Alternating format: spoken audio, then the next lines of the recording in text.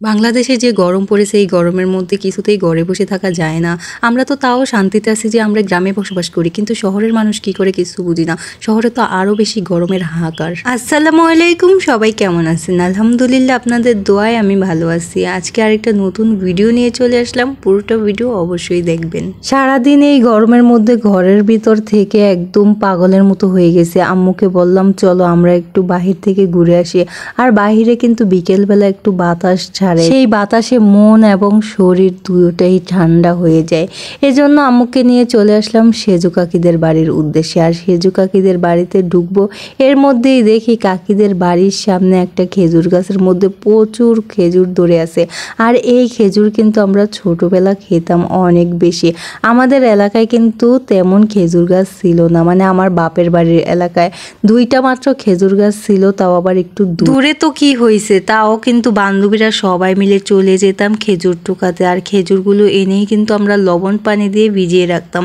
পরদিন সকালবেলা সেই খেজুর কিন্তু খেতাম, এবং খেজুরের যে আটিগুলো ছিল সেই আটিগুলা দিয়ে কিন্তু আমরা মজার খেলা খেলতাম। যাই হোক বন্ধুরা, আমি কিন্তু চলে আসলাম খেজুর গাছের নিচে খেজুর পাড়ার জন্য। এইখানে কিন্তু সবাই কাঁচা খেজুর ও লবণ দিয়ে খায়। আমি ভাবলাম যে আজকে আমিও কাঁচা খেজুর খাবো, কিন্তু এর আগে আমি কোনোদিন কাঁচা খেজুর খাই নেই, তবে সৌদি আরবেরটা খেয়েছি।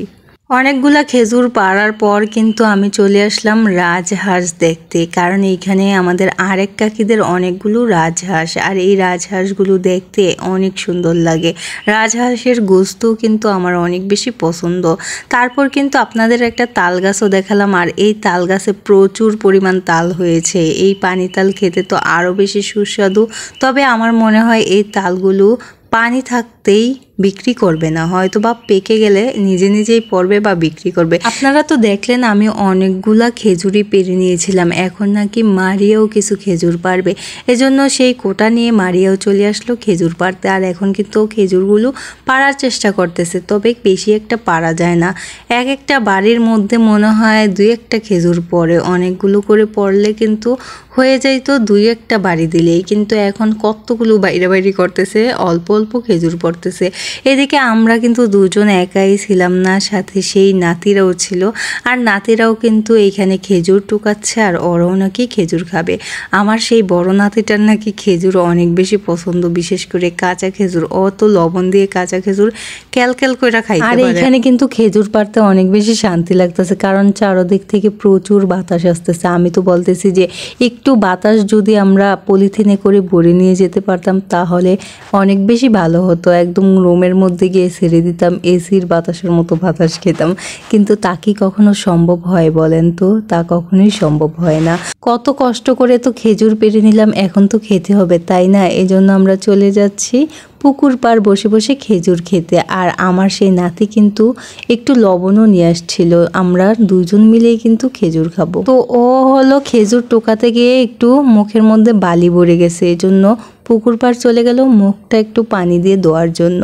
আর দুইও চলে আসলো, এখন আমরা বসবো খেজুর খাওয়ার জন্য। আর খেজুর খেতে কেমন লাগে অবশ্যই আপনাদের কিন্তু আমি জানিয়ে দেব। যখনই ওরে আমি বললাম যে একটু লবণ দাও, তখন দেখি অল্প একটু লবণ আনছে। এই একটু লবণেতে কি হয় বলেন তো? আমি তো ভাবছিলাম বেশি করে লবণ আনবে আর বেশি করে খাবো, কিন্তু লবণই আনছে একটু। তবে লবণের সাথে একটু মরিচের গুঁড়া হলে আরও বেশি মজা লাগতো। আর আমি কিন্তু এখন লবণ দিয়ে খেজুরটা খাওয়া শুরু করব। আর খেজুরটা খেতে সত্যি অনেক বেশি মজা ছিল। আমি তো ভাবছিলাম যে একটু কোষ্টি লাগবে, কিন্তু একটু কোষ্টি লাগে না। আপনারা চাইলে কিন্তু লবণ এবং মরিচের গুঁড়া দিয়ে এই কাঁচা খেজুর খেতে পারেন, খুবই সুস্বাদু। তবে ভিডিওটি আমি এইখানে শেষ করব। ভিডিওটি কেমন হলো কমেন্টে জানিয়ে দেবেন। সবাই লাইক, কমেন্ট, শেয়ার, সাবস্ক্রাইব করে অবশ্যই আমার চ্যানেলের পাশে থাকবেন। সবাই সুস্থ থাকবেন, ভালো থাকবেন, আমার জন্য দোয়া রাখবেন। আল্লাহ হাফেজ।